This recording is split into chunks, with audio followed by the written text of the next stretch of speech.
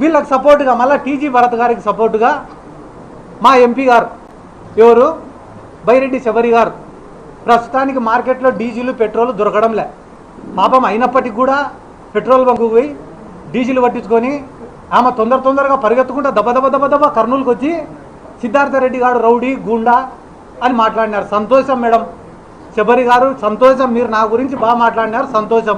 కానీ ఈరోజు మీడియా సమావేశం ద్వారా మిమ్మల్ని నేను ఒకటి అడగాలనుకుంటానా, మీ ఫాదర్ని బైరెడ్డి రాజశేఖర రెడ్డి గారిని గౌరు వెంకటరెడ్డి వాడు ఒక వేస్ట్ ఫెలో అని మాట్లాడి ఈ రోజుకి 2 నెలలు అయింది. ఎందుకు మీరు ఈ రోజు వరకు కౌంటర్ ప్రెస్ మీట్ పెట్టలే? నందికొట్కూరు మార్కెట్ యార్డ్లో మాండ్ర శివానందరెడ్డి అని ఆయన ఇదే బైరెడ్డి రాజశేఖర రెడ్డి గారిని ఈ నందికొట్కూరులో 2 సార్లు ఎమ్మెల్యే గెలిచిన ఒక జోకర్ గాడు ఉన్నాడని మాట్లాడినాడు. దానిపైన మీరు ఎందుకు ప్రెస్ మీట్ పెట్టాలా, స్పందించలే? నందికొట్కూరు ఎమ్మెల్యే జయసూర్య గారు ఏమన్నాడు? ఆయన బైరెడ్డి రాజశేఖర రెడ్డికి మా తెలుగుదేశం పార్టీకి సంబంధమే లేదు, అతను చెప్తే ఏ ఒక్క అధికారి కూడా స్పందించాల్సినటువంటి అవసరం లేదు అని చెప్పి 100 మంది ముందర మాట్లాడినాడు. దానిపైన మీరు ఎందుకు స్పందించలే? దానిపైన స్పందించారు. కానీ సిద్ధార్థరెడ్డి పైన స్పందించాలంటే మాత్రం వెంటనే పరిగెత్తుకుంటూ వస్తారు. పరిగెత్తుకుంటూ వచ్చి రౌడీ గూండా క్రిమినల్. సిద్ధార్థరెడ్డి గారు రౌడీనా కాదా అని చెప్పడానికి మిమ్మల్ని ఎంపించేసినారా? 5 పైసలైనా నిజాయితీ ఉండాలి కదా. పిల్లల్ని గారవంగా చూసుకునే తల్లిదండ్రులు ఉంటారు, అల్లారు ముద్దుగా చూసుకునే తల్లిదండ్రులు ఉంటారు. కానీ కొండ మీద కోతినైనా తీసుకొని వచ్చి ఇచ్చే తల్లిదండ్రులు చాలా తక్కువగా ఉంటారు. బైరెడ్డి శబరి గారికి డాడీ నాకు ఎంబీబీఎస్ సీట్ కావాలంటే కొనిచ్చినాడు, డాడీ నాకు పీజీ సీట్ కావాలంటే కొనిచ్చినాడు, డాడీ నాకు ఎంపీ సీట్ కావాలంటే కొనిచ్చినాడు. 100 కోట్ల ఆస్తులు ఇచ్చినాడు. ఈ ప్రపంచంలోనే లావిష్ లైఫ్ స్పెండ్ చేసుకునేంత అవకాశం నీకు ఇచ్చినాడు మీ ఫాదర్. అటువంటి మీ ఫాదర్ని ఎవడు పడితే వాడు విమర్శిస్తుంటే ఒక్కరోజు స్పందించని బైరెడ్డి శబరి గారు సిద్ధార్థరెడ్డి పైన మాట్లాడమంటే మాత్రం అమెరికాలో ఉన్న ఫ్లైట్ ఎక్కి కర్నూలుకి వస్తారు. ఎందుకు? ప్రతిపక్షంలో ఉండాలే, ఏం మాట్లాడినా చెల్లిపోతుంది. నేనేమన్నా మాట్లాడినా తిరిగి మాట్లాడాడులే. ఒకవేళ వాడేమన్నా మాట్లాడితే నేను వెంటనే ప్రెస్ ముందు కూర్చొని మహిళను ఎవరైనా ఇలా మాట్లాడచ్చా అండి, డాక్టర్ని ఎవరైనా ఇలా మాట్లాడచ్చా అండి అని ఏడ్చి మళ్ళీ బురద అంతా వాడిపైన చల్లొచ్చని ఒక ఆలోచన. వాని ఇంట ఉండేది కిడ్నాపర్లు, గంజాయి బ్యాచ్, నా ఇంట ఉండేది సరే వాళ్ళే. నిన్న ఆమె ప్రెస్ మీట్ మాట్లాడే ముందర ఆమె వెనక నిలబడిన ఒక్కొక్కని పేరుతో సహా చెప్తా నా వల్ల లాభ పొందినాడు. ఆమె వెనక పక్క నిలబడిన చెరుకుచర్ల సుధాకర్ రెడ్డి అనేటువంటి మున్సిపల్ చైర్మన్ చేసింది సిద్ధార్థరెడ్డి. మున్సిపల్ చైర్మన్ అయ్యేదానికి డబ్బులు ఖర్చు పెట్టుకున్నాడు, అది కూడా నష్టపోకూడదని అతని బిడ్డకు మెడికల్ సీట్, ₹1 కోటి విలువ చేసే మెడికల్ సీట్ ఇప్పించింది ఇదే సిద్ధార్థరెడ్డి. వీళ్ళు 24 గంటలు ఒకడేమో యూట్యూబ్ స్టార్ అంటాడు, ఒకడేమో ఫ్యాక్షనిస్ట్ అంటాడు, ఒకడేమో రౌడీ అంటాడు, ఒకడేమో స్టాండప్ కమిడియన్ అంటాడు. ఏంది ఇన్ని పాత్రలు పోషిస్తానన్నా నేను? ఒకడు శాప్ చైర్మన్ అంటాడు, ఒకడు యువజన విభాగం అధ్యక్షుడు అంటాడు. ఇవన్నీ అయిపోయిన తర్వాత సరే కుక్కలు మురుగుతుంటాయి, మాట్లాడకూడదు, నేను పిల్లోడికి న్యాయం చేయాలని పోరాడినా, అంతకుమించి మాట్లాడకూడదని అనుకున్నాను నేను. కానీ దురదృష్టవశాత్తు నిన్న టీజీ వెంకటేష్ గారు మాట్లాడినారు. 75 ఏళ్ళు 80 ఏళ్ళు వయసు ఉంటుంది ఆయనకి. ఎవరికి? టీజీ వెంకటేష్ గారికి. ఆయన నా పేరు ప్రస్తావించకుండా నిన్న మొన్నటి వరకు నాకు కొంచెం ఇష్టం ఉన్నింది, ఆ ఇష్టం కూడా పోయింది, ఇప్పటి నుంచి మేము కూడా ఏందో మా కథ ఏందో చూపిస్తాము. వాస్తవం చెప్పాలంటే సార్, నిజం చెప్తాను సార్, టీజీ వెంకటేష్ గారు మీరు కూడా చూస్తుంటారు, నాకు మీరంటే కూడా చాలా అభిమానము, రెస్పెక్ట్ సార్. దేశవ్యాప్తంగా ఒక పేరు, ఒక గుర్తింపు ఉన్న నాయకులు మీరు కూడా, మీరంటే కూడా నాకు చాలా రెస్పెక్ట్. కానీ ఎప్పుడైతే నిన్న మీరు మాట్లాడిన మాటలు విన్నానో మీ పైన ఉండే ఆ రెస్పెక్ట్ కూడా పోయింది సార్. మీకు ఎట్టయితే నా మీద ఇష్టం పోయిందో మీ పైన రెస్పెక్ట్ కూడా నాకు పోయింది.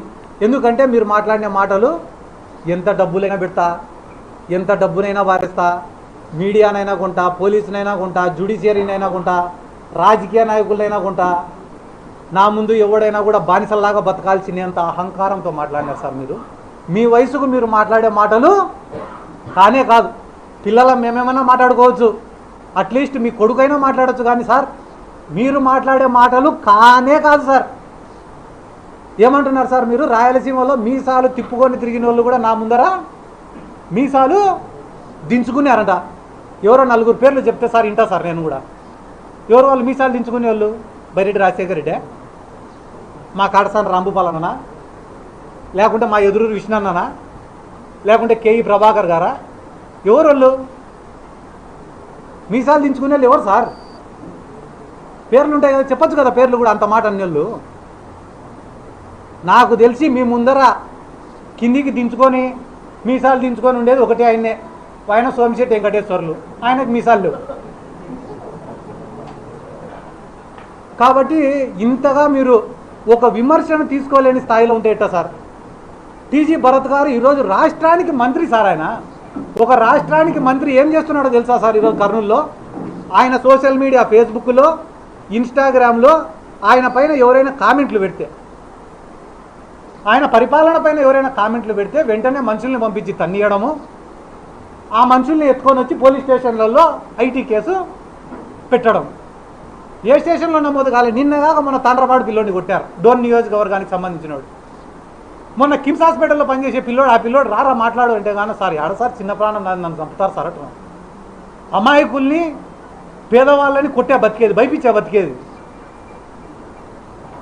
దానాలు ధర్మాలు చేసినామంటున్నారు. ఏమంటున్నారు? దానాలు ధర్మాలు. 1000 కోట్లు ఉండేటోడు 1 కోటి రూపాయలు ఖర్చు పెట్టడం పెద్ద పని అన్న? నా జేబులో 1 కోటి రూపాయలు ఉంటే 2 కోట్లైనా ఖర్చు పెడతాను నా పక్కన ఉండేటోడిని కాపాడుకోవడం కోసం. అది గొప్పనా ఇది గొప్పనా?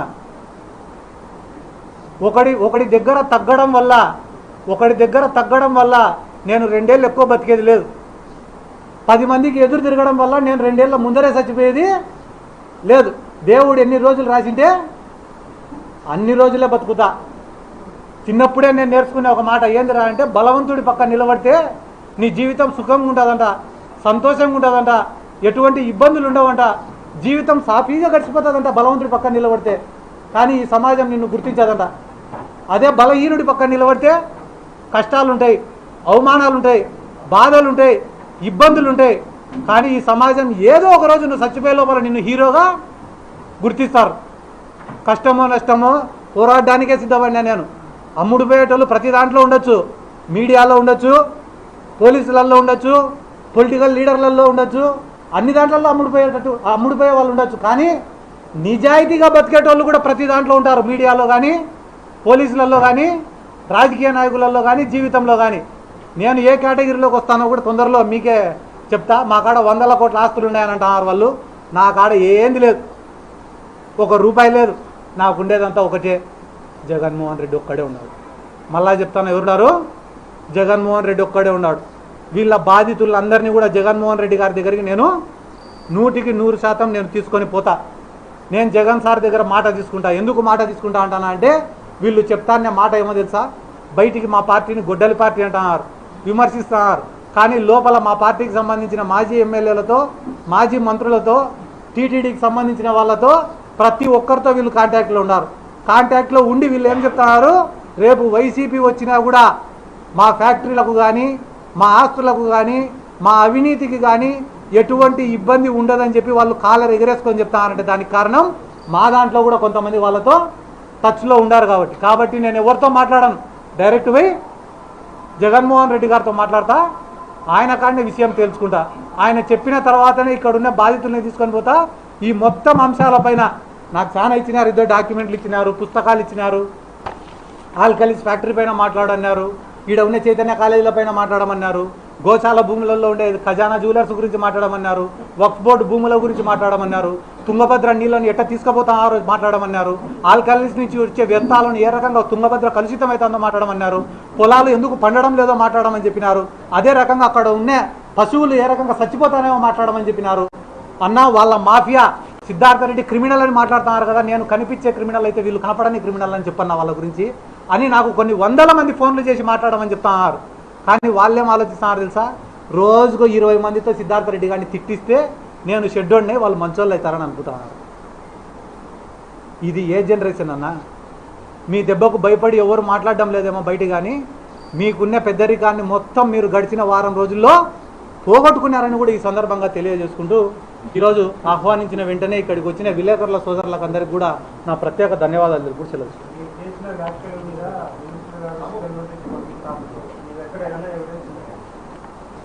నేను మీకు ఒక మాట చెప్పిన, ఎవిడెన్స్లు అన్నీ కూడా నేను ప్రొడ్యూస్ చేస్తా. ఆ ఎవిడెన్స్లు అన్నీ గ్యాదర్ చేయాలంటే మాకు కూడా అధికారం రావాలా? మా దగ్గర ఉండే కొన్ని ఎవిడెన్స్లు అన్నీ కూడా సరిపోవు. కొంత కోర్టులో ప్రొడ్యూస్ చేయొచ్చు, కానీ పూర్తిగా నిరూపణ కావాలంటే కానీ ప్రజెంట్ భయపడతారు కదా వాళ్ళు కూడా. ఆ ధైర్యం మేము వాళ్ళకి కల్పించాలంటే మా గవర్నమెంట్ కూడా అధికారంలోకి రావాలి. ఏం లీగల్ నోటీస్ పంపించాడు? హఫీజ్ ఖాన్ పైన 600 కోట్ల అవినీతి చేసినది మీరు చూడలే విలేకరులుగా? ఆ రోజు ఏనా నాయరెడ్డి అన్న చూసారు లేదా మీరు? 600 కోట్ల హఫీజ్ ఖాన్ ఎత్తినాడు అనే మాట మీరు విన్నారా లేదా? నారా లోకేష్ తోటి నుంచి ఎన్ని కోట్లు రికవరీ చేసినారు? లీగల్ నోటీసు పోయి వాళ్ళ ముఖాలకు అంటించి రావాలి మేము. పోస్టులో కూడా కాదు, అన్ని ఆరోపణలు అన్ని ఫేక్ అలిగేషన్ చేసినారు మా పైన.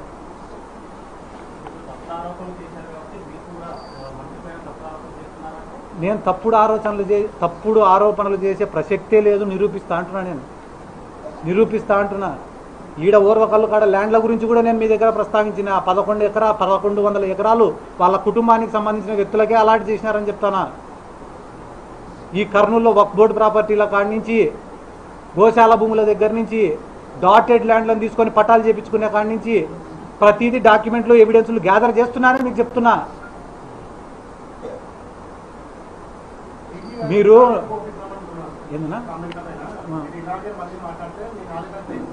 15 నిమిషాలు మాట్లాడినా కదా, 15 నిమిషాలు మాట్లాడినా అన్న.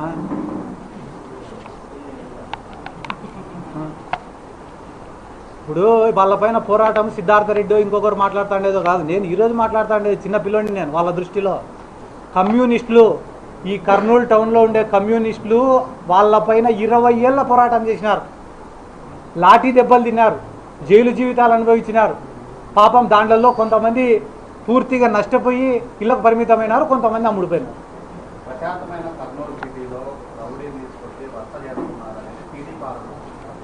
రౌడీజం ఎక్కువైందని వచ్చినా. నేను రౌడీజం చేయడం లేదు. నిన్న మొన్నటి నుంచి నా పైన ప్రెస్ మీట్లు పెట్టే వాళ్ళందరి లిస్టు తిను. దాంట్లో ఒకటిపైన, ఇద్దరిపైన, ముగ్గురిపైన మర్డర్ కేసులు లేవు అంటే నువ్వేం చెప్తే అది చేస్తాను. ఆ మర్డర్ కేసుల కోసం ఎవడెవడు కాలు పట్టుకుని నిరూపిస్తా. సిద్ధార్థ రెడ్డితో ఒక ఫోటో దిగిపోతే చాలనుకునేటోళ్ళు నా గురించి మాట్లాడేది చూస్తాను. ఈరోజు సిద్ధార్థ రెడ్డి ఇంటి బయట కూర్చొని గంటలు ఎప్పుడు బయటకు వస్తాడో ఒక ఫోటో దిగిపోదామా చాలనుకునేటోళ్ళు నా గురించి మాట్లాడుతున్నారు. ఎందుకు? ఆడ డబ్బులు వచ్చాయనో, రాత్రికి చిల్లర పడుతుందనో. రౌడీజం కథ నాకేం చెప్తారన్న? ఎంతమంది రౌడీలకు డబ్బులు ఇచ్చి మేపుతున్నారో మీకు తెలీదా అన్న? మీకు తెలియకుంటే నన్ను అడగండి, చెప్తా.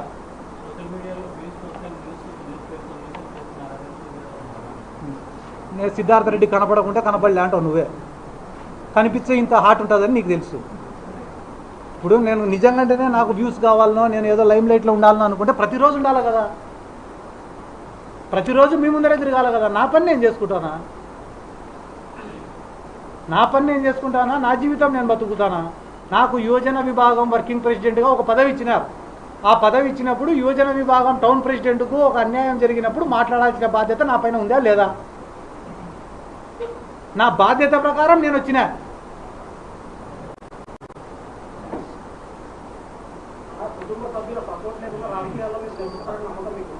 ఇప్పటివరకైతే వచ్చినా కదా, వీడి వరకైతే వచ్చినా కదా. నేను నమ్మినేది ఒకటే, నాకెవరు వాళ్ళు చెప్పినట్టు కుటుంబ సభ్యులో డబ్బులో లేకపోవచ్చు. నేను నమ్మినేది 2. ఈరోజు నేను ఎవరిని పిలిచాలా? మీడియా వాళ్ళని తప్ప ఎవరిని పిలిచాలా? మీరు ఇంటి బయటికి పోతే 1000 మంది ఉన్నారు. వాళ్ళని నేను పిలిచినానా? ఎందుకు వచ్చినారు వాళ్ళు? ఎవడో సిద్ధార్థ రెడ్డి కాడికి పోతాం, సిద్ధార్థ రెడ్డి ఇంటి కాడికి పోతామంటే నా బొచ్చు రారా అని వచ్చినారు. నేను రమ్మన్నానా? నేను రమ్మంటే ఒక కర్నూలు నుంచి వస్తారా? ఈ రాష్ట్రంలో ఎవడికి ఇబ్బంది అన్నా పరిగెత్తినా కదా, అదే నాకు ఇబ్బంది అంటే ఎవడు రాడా? నేను నమ్ముకునే జనాలను నమ్మినా. రెండోది జగన్ సార్ని నమ్మినా. అదే జగన్ సార్ని అడుగుతా, సార్ మన పార్టీ దగ్గర నుంచి వాళ్ళ పార్టీ వరకు అందరు కూడా ఆయనకు అమ్ముడుపోతారట సార్, ఆయన ఎవరినైనా కొనేస్తాడంట సార్, మళ్ళీ మిమ్మల్ని కూడా ఏమన్నా కొంటాడేమో నాకు తెలియదు సార్. నాకు తెలిసి నా నమ్మకం అంతా మీ పైనే. మీరు ఏమన్నా వీళ్ళపైన చర్యలు తీసుకుంటారా లేదా అని సార్ని అడుగుతాను నేను.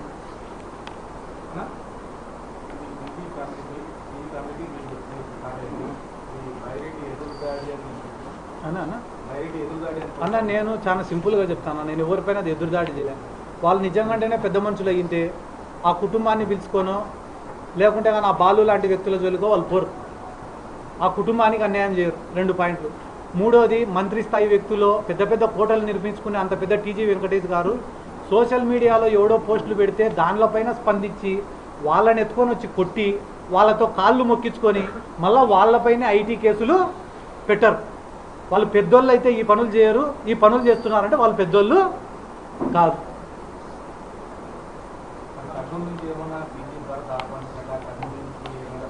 అన్న ఒక ఇష్యూని పట్టుకొని రాజకీయంగా వాడుకునేంత పనికిమాల నుండి నేను కాదు. కర్నూలులో వచ్చి నేను నిలబడాలంటే కర్నూలులో ప్రతి వార్డు తిరగాల, ప్రతి వార్డులో వర్గాన్ని తయారు చేసుకోవాలా, పార్టీ కోసం కష్టపడాలా, ప్రజల సమస్యలు తెలుసుకోవాలా, వాటిపైన గలమెత్తాలా, ప్రజల నమ్మకాన్ని సంపాదించాలా. ఇవన్నీ అయిపోయిన తర్వాత కర్నూలు నుండి పోటీ చేశాను అని చెప్పి నేను చెప్పాలి. ఒకరోజు నేను విమర్శిస్తేనే మొత్తం నందికొట్కూరు, కర్నూలులో సిద్ధార్థరెడ్డి, భరత్ అని మాట్లాడుకోవడం వల్ల ఒకటే రోజు నేను ఎమ్మెల్యే అభ్యర్థిని అయిపోను, ఎమ్మెల్యేని అంతకన్నా అయిపోను.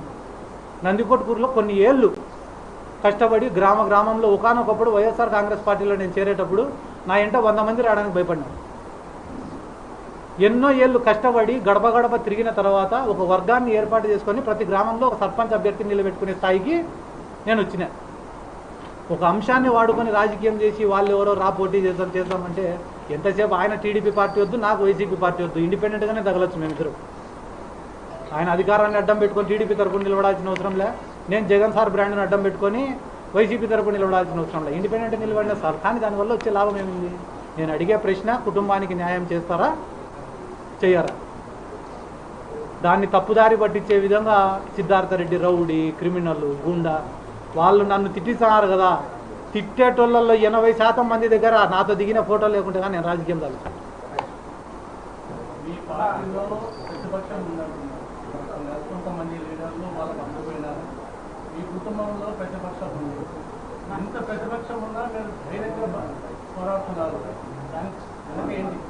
ఇప్పుడు నేను కూడా ఎన్నో రోజులు బాధపడుతుంటా రాజకీయంగా. ఎందుకు ఈ మాటలు ఎందుకు పడాలా, ఈ అవమానాలు ఎందుకు పడాలా అని అనుకుంటాను.